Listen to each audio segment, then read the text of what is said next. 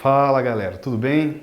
Meu nome é Roberto Falcione, professor de História, em nome da SAI Digital. Sejam todos bem-vindos para essa última aula da frente, aula 8, página 677. Tenha em mãos o livro da SAI, vocês podem pausar a aula, fazem uma leitura, acompanhem, aumenta, acrescenta. Eu vou trazer uns pitacos para vocês aqui. Nosso conteúdo hoje é Revolução Industrial, mas também entra um pouquinho das doutrinas sociais, ok? Do século XIX. Na aula, vamos ver então revoluções inglesas, pioneirismo inglês, doutrinas do século XIX. Na aula passada eu joguei essa atividade para vocês, do segundo reinado, e pedi para que vocês relacionassem com alguma desses conteúdos. A resposta seria correta. Letra E, grande parte da discussão política presente no segundo reinado, então mostra que a abolição da escravidão, desinteresse das ilhas agrárias com a sorte do trono, ou seja, aquele tripé de Dom Pedro II que mantinha ele no poder. A próxima questão aqui do Enem 2014 fala-se sobre a famosa manifestação do vintém, e a resposta correta seria a letra D. Conservar o exercício do poder, para isso Dom Pedro II também utiliza, sim, uma violência, o que mostra que a repressão, para manter-se as instituições, as autoridades, sempre se utiliza, não importa essa história de democracia, não é bem por aí não. Apesar que Dom Pedro II entra na história considerado um bom monarca, que investe na parte cultural, educacional, tem umas características bem bacanas sobre isso, mas aqui está uma outra parte manchada da história de Dom Pedro II. Revoluções inglesas, Revolução Puritana e Guerra Civil, criam todas as condições necessárias para um governo com características comerciais, burguesas, de incentivo industrial. O rei foi decapitado em 1649 e assim foi proclamada a República, então uma experiência aqui de governo republicano na Inglaterra. Termina com a Revolução Gloriosa, que está a imagem, inclusive, de Guilherme de Orange, que implanta-se uma monarquia, inclusive parlamentarista. É assim que terminam as revoluções inglesas. E algumas características, principalmente do Bill of Rights, que seria um documento que foi obrigado Dom Pedro II, Guilherme de Orange, a assinar. A obrigatoriedade de submeter à aprovação parlamentar, qualquer previsão de aumento de impostos, garantia de liberdade à imprensa, anglicanismo como religião oficial, alternância de poder entre a nobreza e a burguesia. Então a Revolução Gloriosa significou a supremacia da monarquia constitucional sobre o absolutismo, assim como também marcou a pacificação interna da Inglaterra. Revolução Industrial. Essa revolução foi, na verdade, um processo de transformação socioeconômico. Fatores do pioneirismo. Nós chamamos esses fatores de pioneirismo de condições favoráveis. Vou pegar emprestado uma frase do historiador Eric Hobsbawm, na Era das Revoluções, e ele fala o seguinte: olha, seja quais foram as condições, os motivos não foram tecnológicos porque aconteceu a Revolução Industrial na Inglaterra. Não foi uma máquina de tear criada por James Watt, uma máquina de tear a vapor criada por ele, uma máquina preventiva com vários problemas tecnológicos, inclusive, que fizeram com que a Revolução Industrial acontecesse na Inglaterra. Na verdade, acontece que a Alemanha estava preparada tecnologicamente, a França estava preparada também tecnologicamente e educacionalmente também falando. Por que então aconteceu na Inglaterra? Nosso texto fala aqui então sobre as condições favoráveis. Vamos ver ela aqui.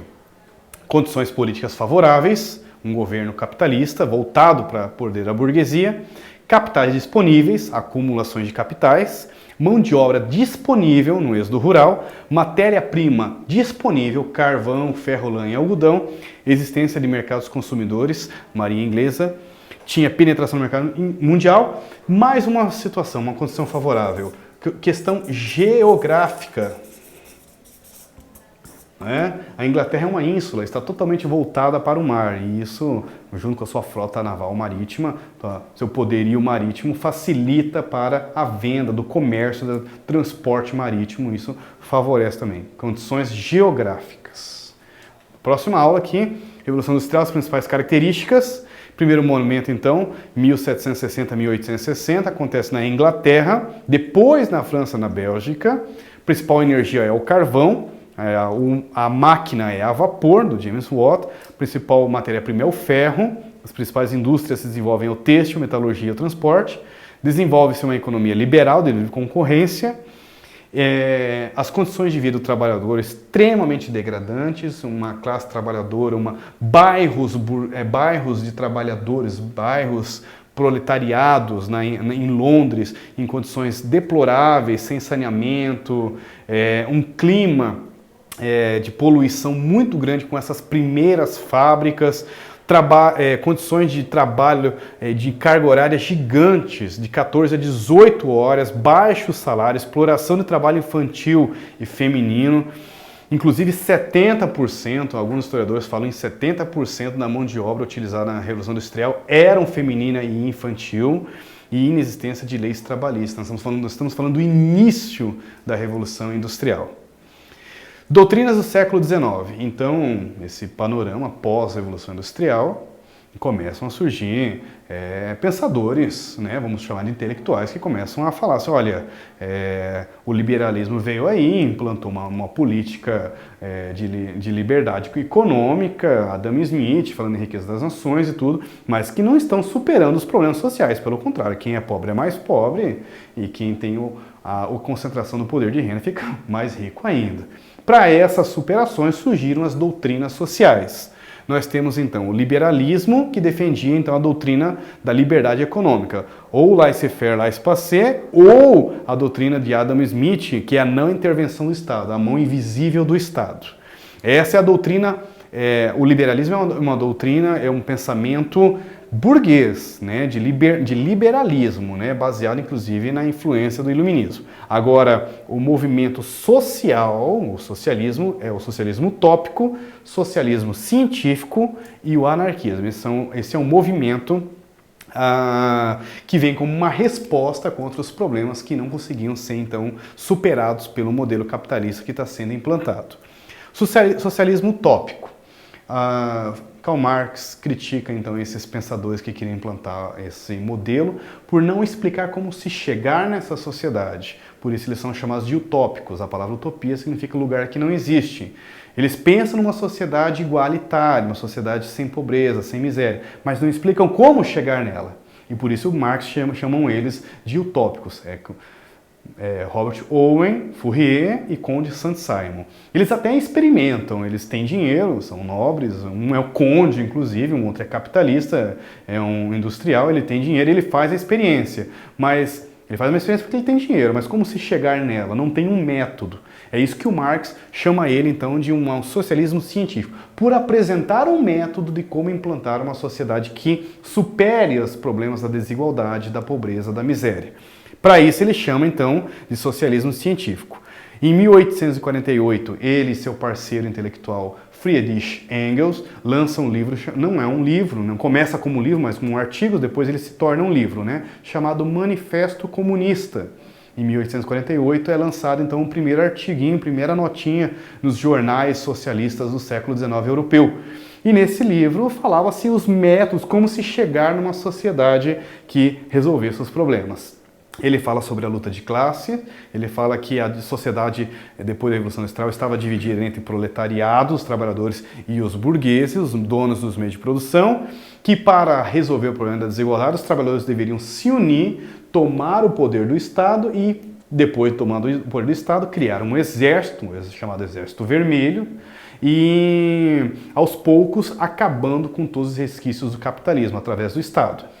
Expropriar a propriedade, né, fazer expropriação bancária, expropriação dos meios de produção, expropriação dos tomar as propriedades privadas, torná-las públicas, né, fazer reforma agrária, distribuição de terras para os camponeses, investir na educação. Ele vai explicando os métodos, então por isso que eles se auto-intitulam socialistas científicos, mas tem que usar o Estado para isso. Aí vem a contra-resposta disso.